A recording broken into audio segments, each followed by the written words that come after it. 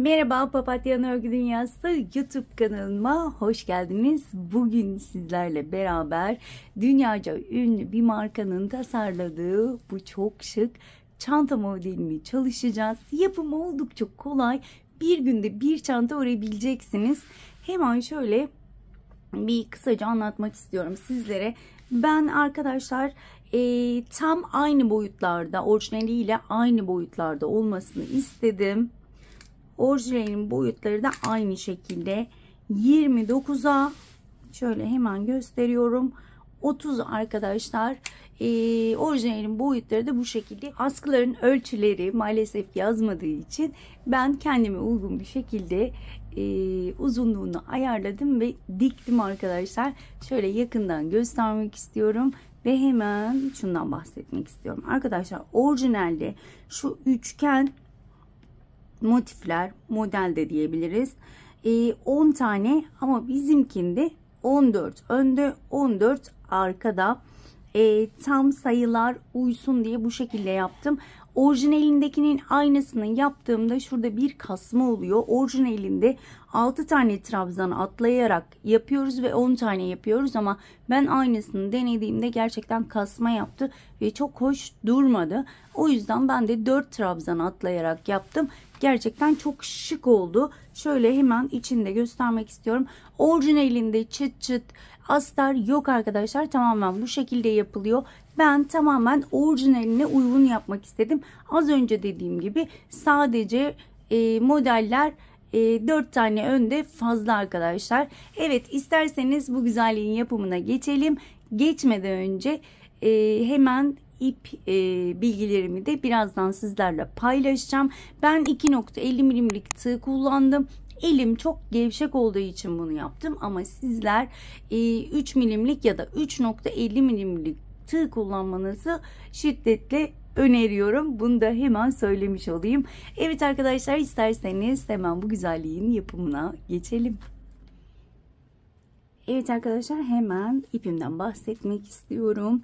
Fibra Natra Yarns Rafya ipi arkadaşlar. Renk kodu 116-25. Hemen şöyle bakıyorum. 90 metre 120 gram arkadaşlar. Şöyle gerçekten çok güzel incecik bir ip. Reklam yapmıyorum. Paramla aldım. Ama ben gerçekten çok beğendim. Zaten çantanın orijinalinde de normal kalın rafya değil de çok ince rafya kullanılmış gibi, kendisini görmedim ama resimden görünüşü çok hoştu. Kalın bir rafya ile yapılmamıştı. Evet, hemen zincirle başlıyorum. Şöyle ipimi bir düğüm atıyorum ve elimi çok sıkmadan toplamda 55 tane zincir çekeceğim. 1 2 3 4 5, bu şekilde 55 tane zincir çekip dönüyorum. Toplamda 55 tane zincir çektim. Her model için 4 ve katları şeklinde çekiyoruz zincirimizi. Ben bir tane eksik çektim ve zincir çekip trabzan yaparak sonuncu trabzanı da tamamlayacağım. Yani toplamda 56 tane olması gerekiyor. Tırnağımla tutuyorum ve ardından 3 tane zincir çekiyorum. Tırnağımla tuttuğum zincire battım. İkili trabzan yapıyorum ve toplamda zincirin sonuna geldiğimde 56 tane ikili trabzanım olması gerekiyor. Bu şekilde sıra sonuna kadar ikili trabzan yapmaya devam ediyorum arkadaşlar. Şöyle. Evet arkadaşlar, toplamda 56 tane trabzanım oldu. Şimdi geriye döneceğiz. Arttırma eksiltme yapmadan tığın başını doluyorum. Hemen bakın, son trabzanımın dibine batıyorum. Şu şekilde ipi aşağı alıyorum. Ve ikili trabzanımı yapıyorum. Karşıya geçmiş olduk. Hemen şu trabzanların diplerine batarak ikili trabzan yapıyorum. 56 tane trabzanım vardı. 56 tane daha yapıyorum. Şöyle gördüğünüz gibi elimi çok sıkmadan Çok fazla da gevşek bırakmadan ikili trabzanlarımı sıra sonuna kadar yapıyorum. Evet arkadaşlar, son trabzanımı da şöyle dibine batırıyorum. İkili trabzanımı yapıyorum. Hemen karşıdaki şöyle trabzan tepesine batıyorum. Şu şekilde ipimi sıkıştırıyorum. Kaydırmayla kapatıyorum. Çantamın önü ve arkası olarak ikiye ayrılmış oluyor. 1, 2, 3 zincir çekiyorum. Eksiltme ve çoğaltma yok.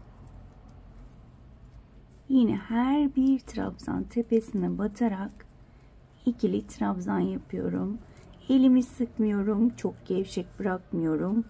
Bu şekilde örmeye devam ediyorum bitiş noktasına kadar. Evet arkadaşlar, yine sıramın sonuna geldim. Yine aynı şekilde bakın, ilk çektiğim zincirin şöyle tepe noktasına batırıyorum. İplerimi şöyle sıkıştırıyorum. Kaydırmayla kapatıyorum. Şu şekilde ikiye katlanacak arkadaşlar bu. Şu anda 2 önde 2 arkada sıramız oluştu. Şimdi 3. sırayı yapıyorum. 3 zincir ve her bir trabzan tepesine tek tek ikili trabzan. Bu şekilde toplamda 4 sıra yapacağız arkadaşlar. Yani 4 önde 4 arkada olmuş olacak. Biliyorsunuz ki bir sırada hem önü hem arkaya yapmış oluyoruz. Bir sıra. Toplamda 4 sıra bu şekilde ben örüp hemen dönüyorum. Sıramın sonuna geldim. İlk çektiğim zincirin tepe noktasına battım ve kaydırmamı yapıyorum. Şöyle bir zincir çekiyorum ve hemen göstermek istiyorum arkadaşlar. Şöyle 4 sıra önde, 4 sıra arkasında ve hemen şimdi modelimize başlıyoruz. Bir tane zincir çekmiştim. Toplamda 7 zincir çekeceğim. 2, 3, 4, 5, 6 ve 7. Şöyle modeli çeviriyorum tersine. Ve burada saymaya başlıyorum. 1, 2, 3, 4. trabzan tepesine battım ve kaydırma yaptım. Bir zincir çektim. Modelin önünü çevirdim. Şöyle zinciri de çeviriyorum. Tığın başını doluyorum. İlk zincire battım. Tekli trabzan yapıyorum. Tığın başını doluyorum. İkinci zincire batıyorum. İlmeklerimi uzatarak ikili trabzan yapıyorum. Tığın başını 2 kez doladım. 3. zincire batıyorum ve yine ilmeklerimi uzatarak 2 ilmek kapatarak üçlü bir trabzan yapıyorum. Şöyle ilk modelimi yapmış oldum. Her sıra başlangıcında 7 zincirle başlıyoruz. Daha sonraki zincirler hep 3 tane. 1, 2, 3. Modeli çevirdim. 1, 2, 3, 4. trabzana batıyorum. Kaydırma yapıyorum.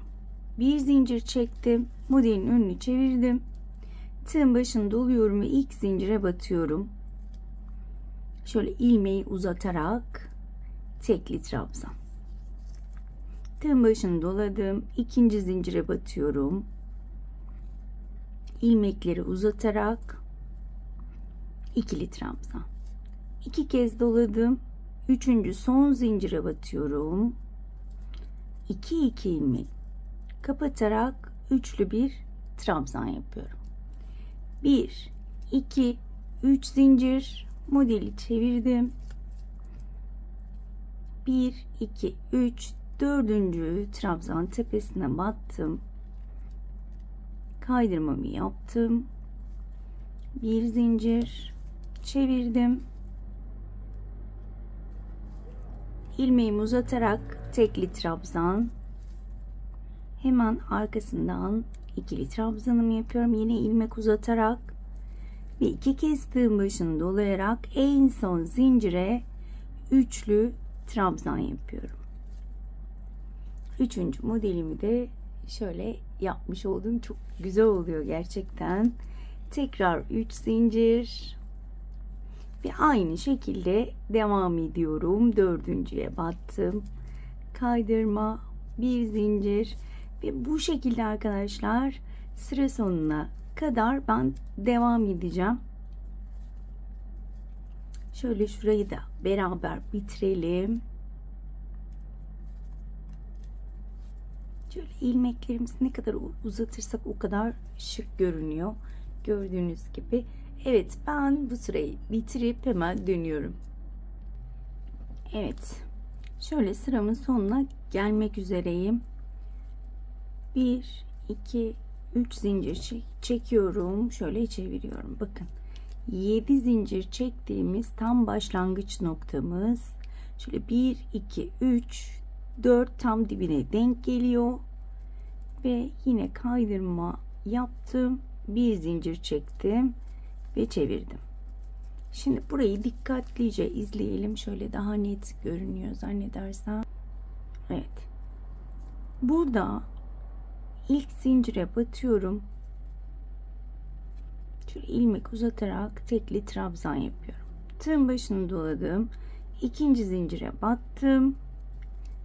İlmeklerimi uzatarak ikili trabzan yaptım. İlmeğimi uzattım. Bakın burada bir ikinci zincire batıyorum ve şu şekilde birleştiriyorum. Burada bir zincir izi de kalmıyor. Gerçekten çok güzel oluyor. İki kez doladım. Üçlü trabzanımı yapıyorum. Ve burada bakın en son zincir. En son zincire battım ve kaydırmamı yaptım. Şu şekilde sıramızı bitirmiş olduk. Evet. Bir üst sıraya geçerken yine 7 zincir. 1, 2, 3, 4, 5, 6, 7. Çevirdim. Artık iki model arasına yapacağız kaydırmamızı. Yine iki model arasında kaydırma yaptım. Bir zincir çektim. Modeli çevirdim. İlk zincire tekli trabzanımı yapıyorum. İkinci zincire ikili trabzan. İki kez doladım ve üçüncü zincire üçlü trabzanımı yapıyorum. 1, 2, 3 zincir. Modeli çevirdim. Hemen iki model arasına battım. Kaydırmamı yaptım. Bir zincir çektim. Tekli trabzan. İkili trabzan.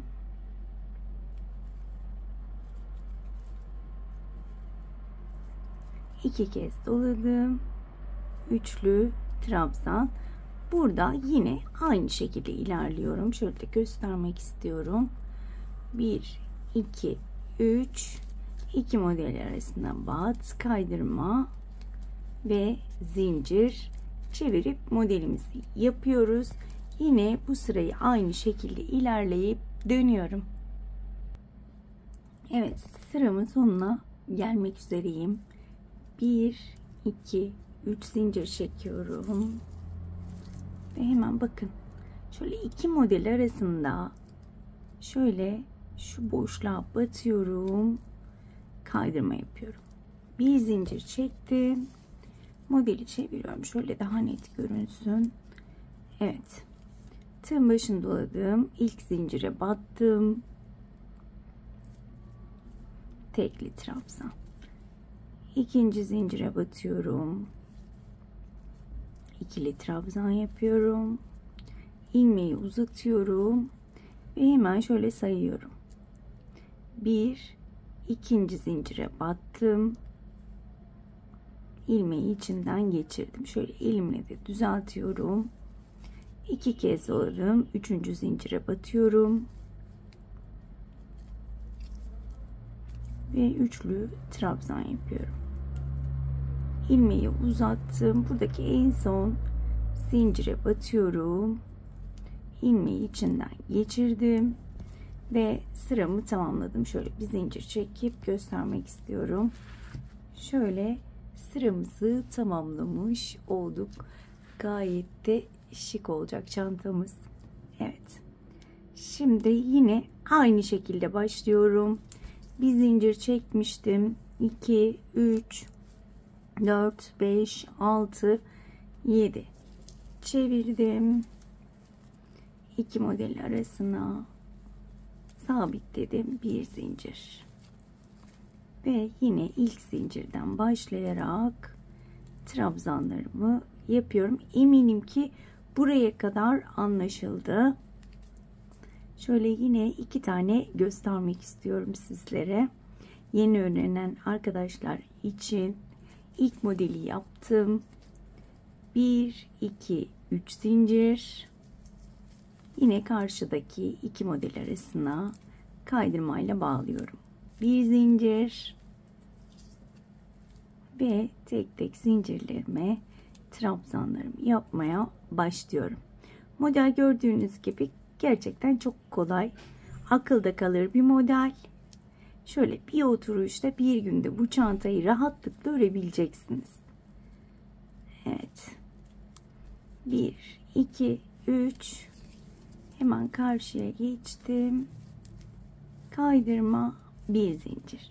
Evet arkadaşlar, şöyle hemen göstermek istiyorum. 3. sıradayız. Markanın orijinalinde bu bölüm 10 sıraydı arkadaşlar. Ben de 10 sıra örüp hemen dönüyorum. Evet arkadaşlar, ben toplamda 10 sıra ördüm. 11. sıradayım ve şurada bıraktım. Burada artık üçgenimizi yapacağız. Hemen şuraya kadar nasıl geldim şöyle göstermek istiyorum. Bakın. Şöyle 2, 4, 6. Yani 6 buradan, 6 buradan sayıyorum ve ortadakine ilk üçgenimi yapıyorum. Şöyle tam bakın şuraya denk geliyor. Şöyle tam ortayı bulup hemen buraya yapıyoruz. Şimdi kamerayı yaklaştırıyorum. Evet. Bakın. Hemen buradayım. Bir zincir çekiyorum burada. Ve şöyle yan tarafa çeviriyorum şunu. Bakın şöyleyiz. Hemen şöyle çeviriyorum. Tığın başını doladım. Bakın 3 tane trabzan var. Hemen ilk trabzan tepesine batırıyorum. Tekli trabzan yapıyorum. İkinci trabzana batırıyorum. İkili trabzan yapıyorum. 2 kez doladım ve 3. trabzanım burada. 3. trabzanıma üçlü trabzan yapıyorum. Şöyle hemen göstermek istiyorum. Bakın. Şu şekilde şuraya sabitleyeceğim. Şöyle ters bir üçgen yapmış olduk. Hemen bunu şu şekilde kaydırmayla sabitliyorum. Bir zincir çektim. Çeviriyorum. Tığın başını doladım. Bakın ilk üçlü trabzanım burada. Hemen üçlü trabzan tepesine batırıyorum. Tekli trabzan yapıyorum. Tığın başını doladım. İkinci trabzana battım. İkili trabzan yaptım. Tığın başını 2 kez doladım. Bakın tekli trabzanın tepesine ise şöyle batarak üçlü bir trabzan yaptım. Şöyle göstermek istiyorum. Üçgenimizin ilk sırasını burası olarak kabul ediyoruz. İkinci sırayı yapmış olduk. 11. sırada. 1, 2, 3 zincir çekiyorum. Modeli çevirdim. Ve burada normal üçgen modelimi yapmaya devam ediyorum. Bu sıra sonuna kadar yine aynı şekilde üçgenler yapmaya devam ediyorum. Şöyle göstermek istiyorum. Evet. Ve tekrar ben döneceğim. 12. sıraya geldiğimde şurada tekrar durup üçgene devam edeceğiz. Evet arkadaşlar, ben yine bir sıra ördüm ve tam üçgenin yanında durdum. Yine bir sıra aşağıdaki model gibi başlıyorum. Şöyle bir zincir çekiyorum, çevirdim ve yine ilk trabzana tekli trabzan yaparak başlıyorum. İkinci trabzana ikili trabzan, üçüncü trabzana ise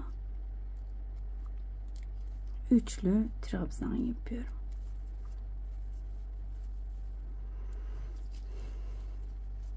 Bakın şöyle nereye denk geliyor?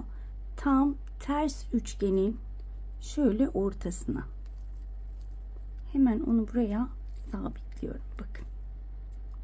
Daha sonra bir zincir çekiyorum, çeviriyorum. Tığın başını doladım. Bakın ilk trabzanım burada, tırnağım da kırıldı. Evet, ilk trabzana batıyorum, tekli trabzan yapıyorum. Tığın başını doladım, ikinci trabzana battım, ikili trabzan yaptım, iki kez doluyorum ve bakın üçüncü trabzanın şöyle şurasına batıyorum ve üçlü trabzan yapıyorum. Bir zincir çevirdim. Tığın başını doladım, ilk trabzana battım, tekli trabzan, ikinci trabzana battım, ikili trabzan, üçüncü trabzan hemen bakın şu önümde ve üçlü trabzan yapıyorum.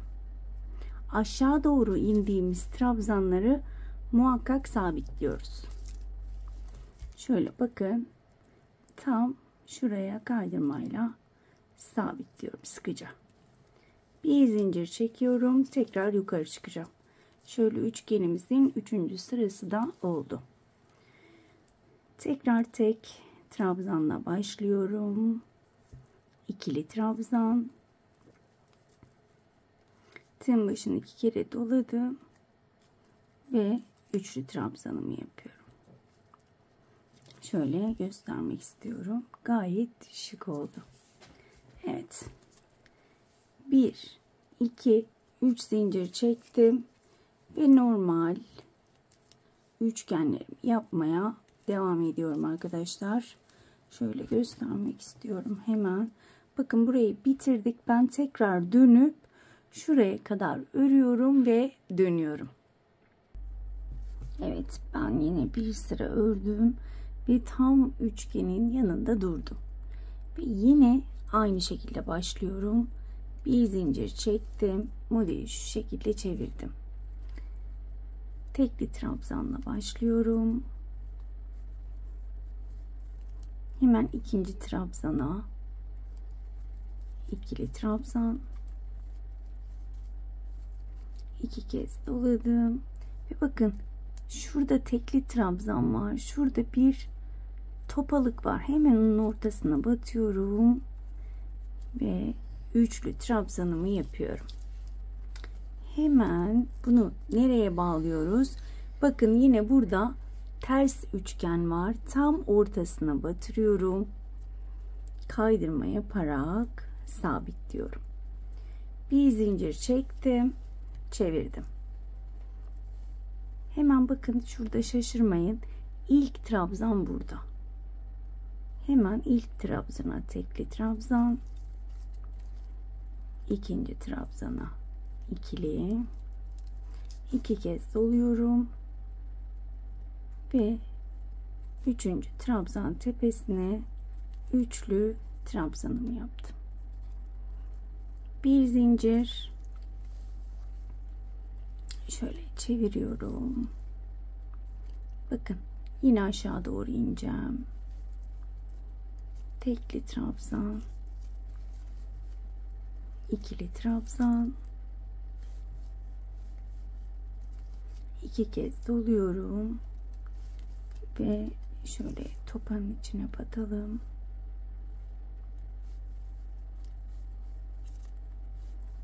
Üçlü trabzan. Aşağı doğru indiğimizde bunu bağlamamız gerekiyor. Ve bakın, ters üçgenin tam ortasına batıyorum. Kaydırmayla sıkıştırıyorum. Bir zincir çektim, çevirdim.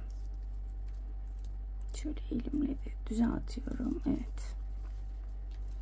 Ve yine aynı şekilde devam ediyorum. Yukarı çıkıyorum şimdi. İkili trabzan ve üçlü trabzan.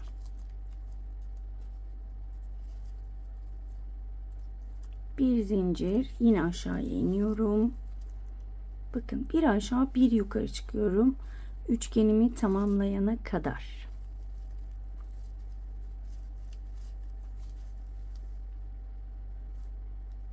Evet.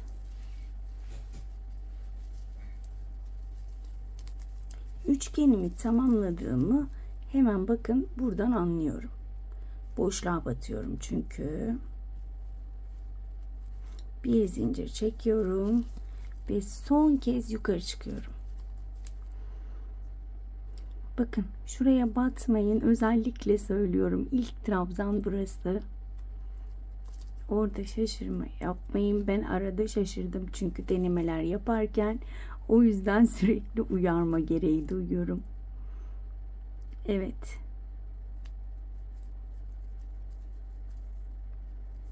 Bakın. 1, 2, 3 zincir çektim. Normal üçgenimi yapmak için kaydırmamı ve zincirimi çekiyorum. Hemen şöyle göstermek istiyorum. 1, 2, 3, 4. sıradayız. İlk sırada tabii ki bir tane üçgen var. İkinci sırada 1, 2, 3. Üçüncü sırada 1, 2, 3, 4, 5. Dördüncü sırada 1, 2, 3, 4, 5, 6, 7 tane var arkadaşlar. Ve ben yine dönüp şuraya kadar örüyorum ve sonuncu sıramızı öreceğiz. Evet arkadaşlar, yine üçgenimizin tam yanına geldim ve üçgenimizin son sırasındayız. Yine bir sıkıca şöyle zincirimi çekiyorum ve yine aynı şekilde devam ediyorum. Tekli trabzan, ikili trabzan ve üçlü trabzan. Şöyle aşağıya indiğimizde tutturmamız gerekiyor. Şöyle üçlü trabzan, bakın üçlü trabzan, ters üçgenin tam ortasına batırıyorum. Şöyle iyice sıkıştırıyorum. Dönüyorum. Ve ters üçgenin yanına yine tekli trabzan, ikili trabzan ve üçlü trabzan olarak devam ediyorum. Bu şekilde sıra sonuna kadar devam edeceğim.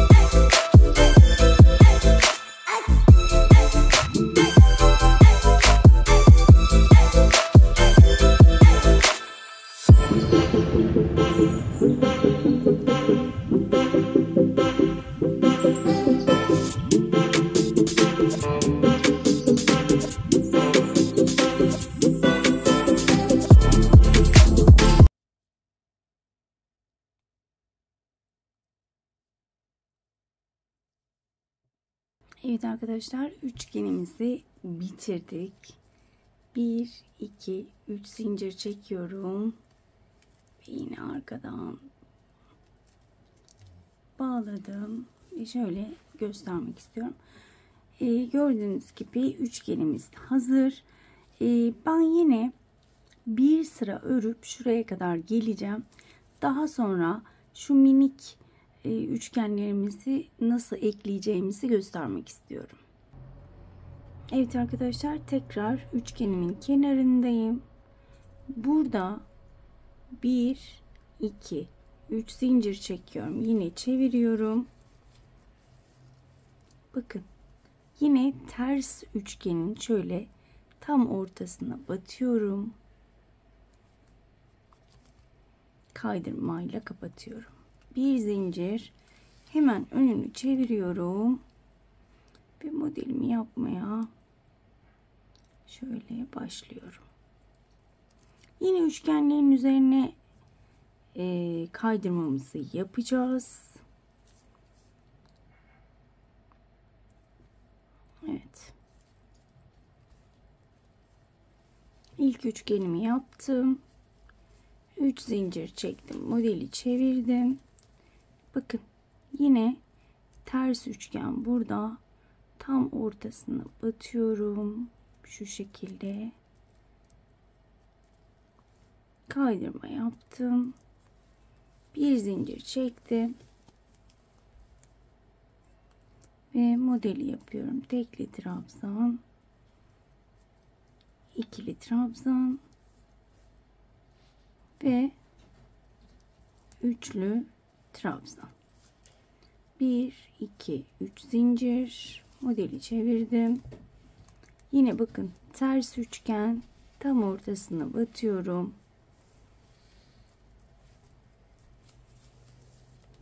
Evet, bu şekilde devam ediyorum.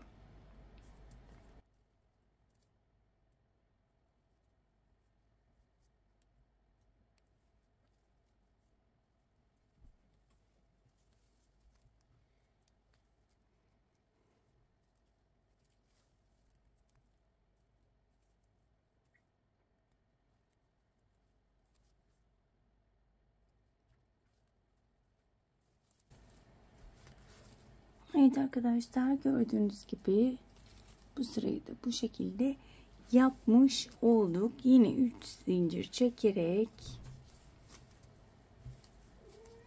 minik üçgenlere devam ediyorum.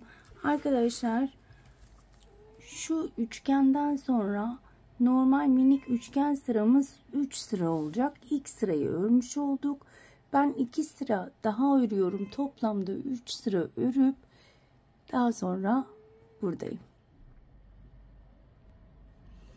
Evet, ben 3 sıramı ördüm. Şöyle 1 2 3 sıra ördüm ve son sıramıza geldi. Şöyle arkadan başlayacağım. 3 zincir çekmiştim zaten. Şöyle şunları dörder trabzan olarak ayıracağım. Yani her üçgene 4 tane trabzan yapacağım. Şöyle düzgün yerlere batmak istiyorum. Şöyle tek tek batıyorum.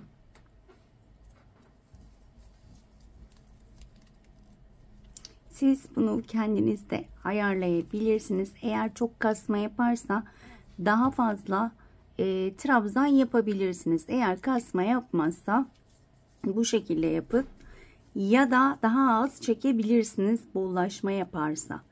Bakın, her bir üçgene 4 tane trabzan yapıyorum. Şöyle göstermek istiyorum. Her bir üçgene 4 tane.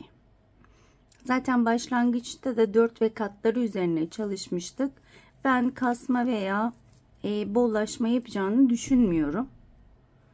Çünkü aynı şekilde ilerliyoruz. Böyle trabzanlara batmak istiyorum. Şu şekilde batmak istemiyorum ki daha düzgün bir görüntü olsun. Evet, bakın, 4 tane gayet güzel duruyor. Bu şekilde bir sıra yapmamız yeterli olacak. Evet, ben ikili trabzanlarımı bitirdim. Şöyle göstermek istiyorum. Bir sıra sadece örmeniz yeterli. Şimdi gelelim askı kısmına. Askı kısmının ebatları yazmadığı için göz kararı yapacağım. Kendi istediğim uzunlukta yapacağım. Sizler de kendi istediğiniz uzunlukta yapabilirsiniz. Ben toplamda 91 tane zincir çekeceğim arkadaşlar. Şu şekilde çok elimizi sıkmadan ve gevşek örmeden 91 tane zincir çekip dönüyorum. Evet, toplamda 91 tane zincirimi çektim. Şöyle en son zincirden tırnağımla tutuyorum. Bir zincir çekiyorum ve tuttuğum zincire batıp sık iğne yapıyorum. Zincirlere tek tek batarak sık iğne yapacağım. Şöyle elimi çok sıkmadan ve az önce dediğim gibi çok gevşek bırakmadan tek tek batıp sık iğne yapıyorum zincirin sonuna kadar. Evet, ben son zincirime de batıyorum. Sık iğnemi yapıyorum ve burada döneceğim. Dönerken de kasma yapmaması için şöyle şunu alta alıyorum. Evet, bakın aynı noktaya 3 kez daha sık iğne yapacağım. 4 oldu. İlk bir tane yaptık. 2 oldu. 3 ve 4. Aynı zincire, yani en son zincire toplamda 4 tane sık iğne yapmış oldum. Ve tekrar şu şekilde tek tek zincirlerin dibine batarak sık iğnemi yapmaya devam ediyorum. Bu şekilde tek tek yine zincirlerin, daha doğrusu trabzanların dibine batarak sık iğnemi yapmaya devam ediyorum. Şu şekilde. Sıramın sonuna geldim. Şöyle son trabzan dibine de batıyorum. Son trabzan dibine bakın, bir karşıda bir de burada var, 2 tane yapacağım. Yani yine burada toplamda yine 4 tane olacak. En son zincirde. Evet. Bakın şöyle toplamda 4 tane yapmış olduk. İlk yaptığım şöyle trabzanın tepesine batıyorum. Kaydırmayla kapatıyorum. Bir zincir çektim ve dikebilmek için ipimi uzunca bir yeri kesiyorum. Şöyle göstermek istiyorum ve ölçmek istiyorum. Ne kadar örmüşüz. Şöyle baktığımda şöyle tekrar bakalım. Evet. 60 santim arkadaşlar. Sizler kendinize göre ayarlayabilirsiniz.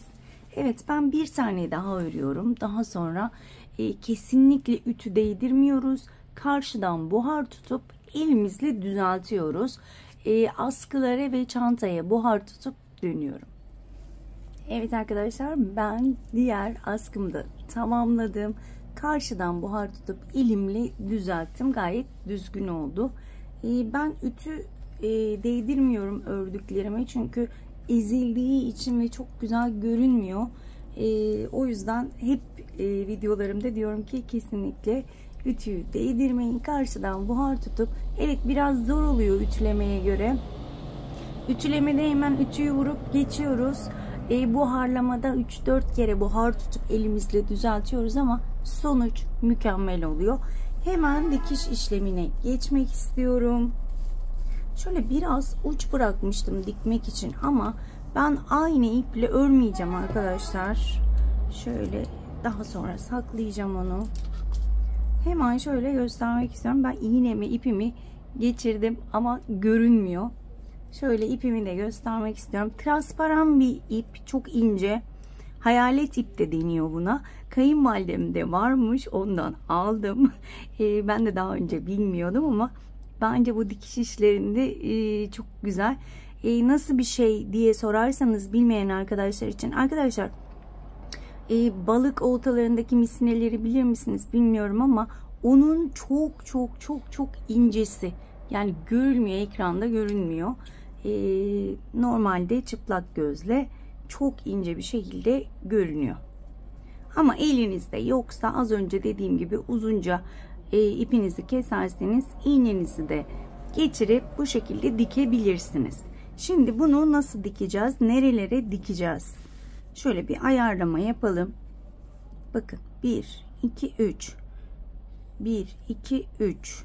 Şu şekilde dikmek istiyorum ben. Bakın. Şöyle üçüncülere. Yani evet. Evet. Şöyle 1, 2, üçüncüye dikmek istiyorum. Şöyle ipi görmek de gerçekten zor. Şöyle biraz bırakıyorum ki daha sonra bağlayabileyim. Ama bu ipi bulduğum çok iyi oldu. Astarlamada da çok güzel olur, görünmez. Ay çok güzelmiş. Evet, şöyle hemen buraya tutturuyorum. Çok da videoyu uzatmak istemiyorum.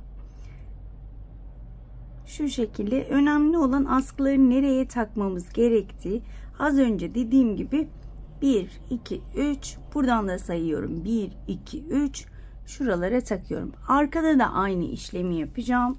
Şimdi çok uzun uzun dikişi göstermek istemiyorum. Arkada da aynı şekilde 1, 2, üçüncülere takacağım. Ve daha sonra kapanış için burada olacağım. Evet arkadaşlar, ben askılarımı diktim. Hemen şöyle göstermek istiyorum. Bakın, hiç dikiş izi yok. Ve ben gerçekten çok beğendim. Umarım sizler de beğenir, severek kullanırsınız diyorum. Ve bir videonun daha sonuna geldik diyorum. Umarım ayrıntılı bir şekilde anlatabilmişimdir. Umarım anlatımımdan memnun kalmışsınızdır. Bir dahaki modellerde görüşmek dileğiyle. Kendinize çok iyi bakın. Hoşça kalın.